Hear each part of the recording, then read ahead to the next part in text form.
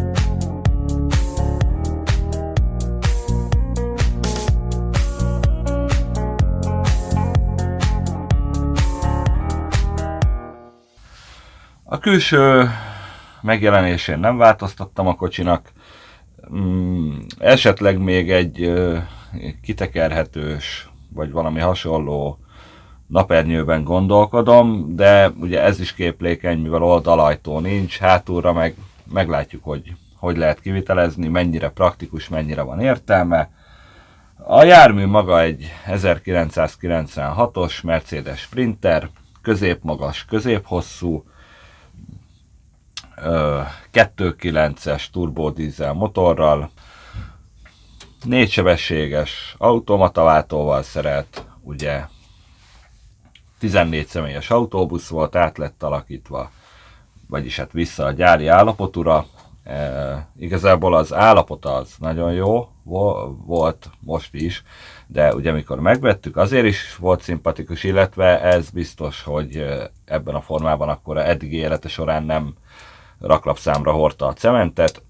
Ez látszik is az állapotán, ugye, amit beleszerettem. Vezetőfülke módosításokat nem igazán szenvedett. Hát ugye Isten igazából a hátulja a lényeg nekem. Úgyhogy akkor ugorjunk is a belső térre, gondolom titeket is jobban érdekel ez.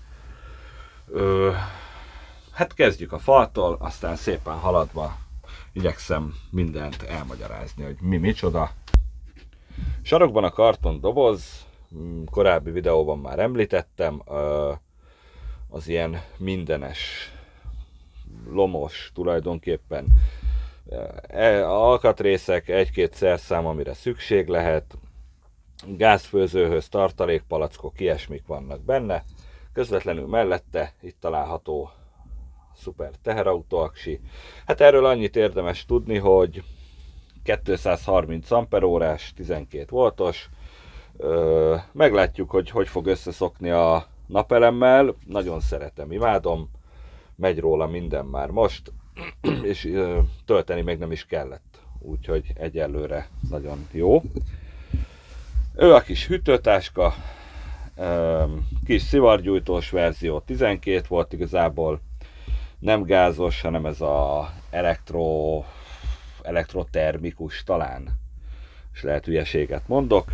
Na mindegy, lényeg, hogy a kinti hőmérsékletnél durván 20 fokkal tud hidegebbet csinálni. életmentőnek, meg olyan ételnek, ami romlandó, teljesen jó. És akkor itt az én drága állófűtésem, új szerelmem. Ő egy 5 kW-os dízel állófűtés, ugye a köznyelvben a kínai állófűtésnek nevezett. Szeretem, imádom, nagyon jól dolgozik. Igazából egy tankkal teljesen komfortosan 2 napot ki tudok fűteni. Úgyhogy ugye a nagy ablakfelületeknek hála azért van visszahűlés rendesen. Állólámpa. Ő is egy 5 voltos, úgyhogy azért most ideiglenesen a powerbankről megy. Nagyon jó kis találmány. Legújabb szerzeményem, ez az éjjeli szekrény, ami pont le lett selejtezve otthon, úgyhogy addig elhoztam, és akkor a ruháimat legalább tudom miben tárolgatni arra az 1-2 napra, amíg eljárkálok túrázni. Itt pedig ugye az ágy, amit tulajdonképpen 6 raklapból készítettem, minimális átalakítással. Itt ugye kerékdob elférjen, ki lett vágva, összeerősítettem, beforgattam őket. Ezen található a 10 centis memória habos matrac. Nagyon kellemes, komfortos, kellemeset csalódtam, mert igazából ugye ebből is olcsóbbat kerestem, mivel nem ez a végleges matrac, de nagyon-nagyon jó. Elől ugye ágynemű, szépen beágyazva, úgyhogy ennyi, és akkor ugorjunk is át a konyha részre.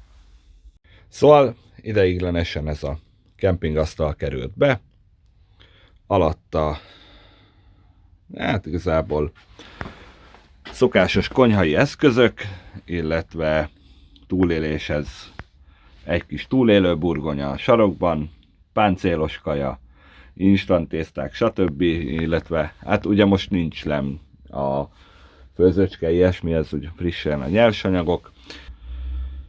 Ez pedig ugye gázfőződoboza, a kempingszék, tűzifa, illetve víz. Hát ez is egy ilyen, majd hogy nem spice jellegű, mondjuk azt. Úgyhogy ennyi gázfőző, ugorjatok be, kávé, tea, fűszerek vannak. Úgyhogy, ja igen, a másik fontos, ugye a CO detektor, amiről már beszéltünk. Na és, illetve másik személyes kedvencem, és most legnagyobb, amint sikerül leszedni, megmutatom.